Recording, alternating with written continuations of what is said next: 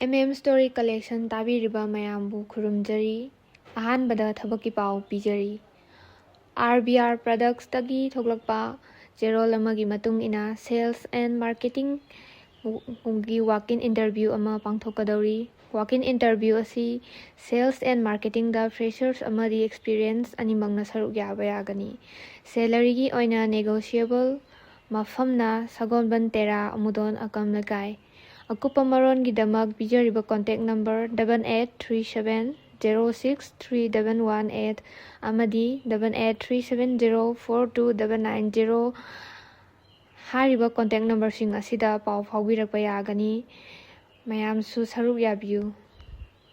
Dai Zero Professional Skills Academy gi makhada thoglakpa cherol amagi matung ina front desk amadi client relationship executive ki ahangba firm kaujari. Hariba thabak sing asigi role sing di handle client enquiries, call and walk-ins, guide students and parents about our programs, convert enquiries into admissions, manage fee collection. Hariba thabak asida changadaba sing di strong communication skills, confident personality with sales, basic computer knowledge. Salary ki oina performance ki matung in bagaloina na incentives to hapchagani. Mafam All Ambulance opposite GP Women College Imphal. Adomgi Shibi Sing Adu Dai Zero Academy @gmail.com da Thajin Biraknaba Khanganjari. Mayamna Khudong Jabasing asi Manghan Bidanaba Ningshingjari. Story Collection tabiriba singbu khurumjari. Success Songs Tutorial Infana thoglakpa cherol amagi matung ina Thangmaiban Maisnam Lekaida leba Success Songs Tutorial Infan gi Home Tutor for Class 5 CBSE gi tutor kaujari. Mafam Hairangoi Thong matam 4 PM dagi 5 PM phawba. Home tutor sigi mahai gi thakna must be graduate, strong ability to explain concept clearly, discipline, honestly, good communication skill. Hariba thabak asida experience tutors amadi train or qualified teacher singna khudong jaba asi lobinaba haijari. Thawai yawbiba tutor singna adomgi resume sing adu bijariba WhatsApp number 6709151246 asida thajan biraknaba khanganjari. Mayamna khudong chaba asi manghan biganu haina Story Collection gi maikaidagi ningsingjari. Story Collection gi maikaidagi mayambu khurumjari.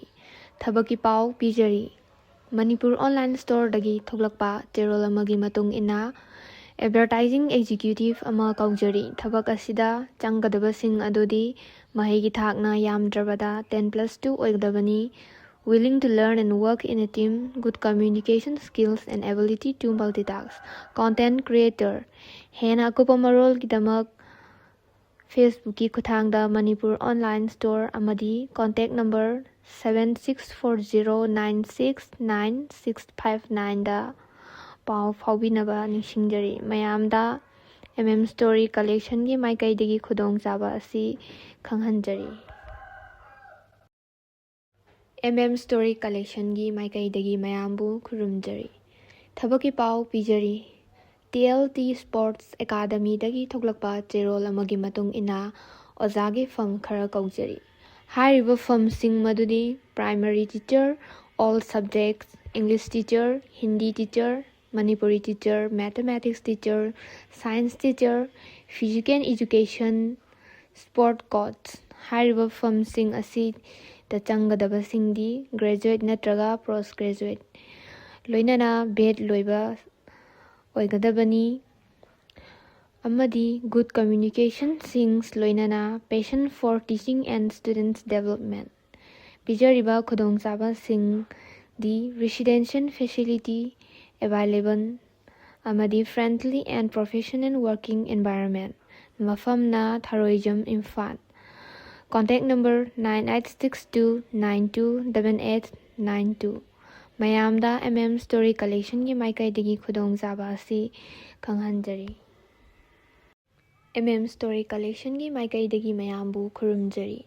Thabaki pau pijari. Success Home Tutorial Imphal ꯊꯥꯡꯃꯩꯕꯟ ꯃꯩꯁꯅꯥꯝ ꯂꯩꯀꯥꯏꯗꯒꯤ ꯊꯣꯛꯂꯛꯄ ꯆꯦꯔꯣꯜ ꯑꯃꯒꯤ ꯃꯇꯨꯡ ꯏꯟꯅ female home tutor ꯑꯃ ꯀꯧꯖꯔꯤ꯫ ꯃꯍꯩꯒꯤ ꯊꯥꯛꯅ graduate ꯑꯣꯏꯒꯗꯕꯅꯤ꯫ ꯁꯥꯇ꯭ꯔꯒꯤ ꯁ꯭ꯀꯨꯜꯅ twinkle star academy, ꯃꯇꯝꯅ 3:30 PM ꯗꯒꯤ 4:45 PM ꯐꯥꯎꯕ꯫ ꯃꯐꯝꯅ ꯕꯥꯃꯣꯟ ꯀꯝꯄꯨ ꯃꯌꯥꯏ ꯂꯩꯀꯥꯏ ꯅꯤꯌꯔ ꯄꯥꯌꯅꯔ ꯑꯦꯀꯥꯗꯃꯤ꯫ ꯍꯥꯏꯔꯤꯕ ꯊꯕꯛ ꯑꯁꯤꯕꯨ ꯄꯥꯝꯕꯤꯕꯁꯤꯡꯅ ꯏꯁꯥꯒꯤ ꯔꯤꯖ꯭ꯌꯨꯝ ꯑꯗꯨ ꯋꯥꯆꯦꯞ ꯅꯝꯕꯔ 6709151246 ꯗ ꯊꯥꯖꯤꯟꯕꯤꯔꯛꯅꯕ ꯈꯪꯍꯟꯖꯔꯤ꯫ ꯃꯌꯥꯝꯗ ꯁ꯭ꯇꯣꯔꯤ ꯀꯂꯦꯛꯁꯟꯒꯤ ꯃꯥꯏꯀꯩꯗꯒꯤ ꯈꯨꯗꯣꯡꯆꯥꯕ ꯑꯁꯤ ꯈꯪꯍꯟꯖꯔꯤ꯫ ꯁ꯭ꯇꯣꯔꯤ ꯀꯂꯦꯛꯁꯟꯒꯤ ꯃꯥꯏꯀꯩꯗꯒꯤ ꯃꯌꯥꯝꯕꯨ ꯈꯨꯔꯨꯝꯖꯔꯤ, ꯊꯕꯛꯀꯤ ꯄꯥꯎ ꯄꯤꯖꯔꯤ꯫ ꯃꯖꯣꯍꯐꯇꯒꯤ ꯊꯣꯛꯂꯛꯄ ꯆꯦꯔꯣꯜ ꯑꯃꯒꯤ ꯃꯇꯨꯡ ꯏꯟꯅ ꯏꯟꯚꯦꯟꯇꯔꯤ ꯃꯦꯅꯦꯖꯃꯦꯟꯠ ꯏꯟꯆꯥꯔꯖꯇ ꯃꯤꯑꯣꯏ ꯑꯃ ꯀꯧꯖꯔꯤ꯫ ꯃꯁꯤꯗ ꯆꯪꯒꯗꯕꯁꯤꯡ ꯑꯗꯨꯗꯤ basic experience in stock handling and inventory ꯔꯦꯀꯣꯔꯗꯁ,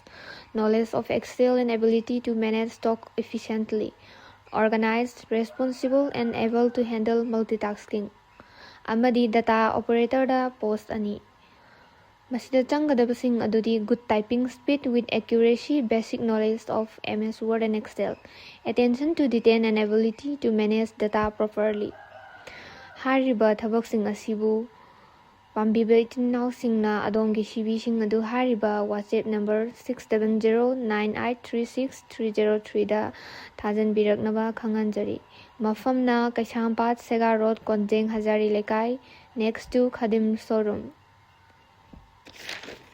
ꯃꯌꯥꯝꯗ ꯁ꯭ꯇꯣꯔꯤ ꯀꯂꯦꯛꯁꯟꯒꯤ ꯃꯥꯏꯀꯩꯗꯒꯤ ꯈꯨꯗꯣꯡꯆꯥꯕꯁꯤꯡ ꯑꯁꯤ ꯈꯪꯍꯟꯖꯔꯤ꯫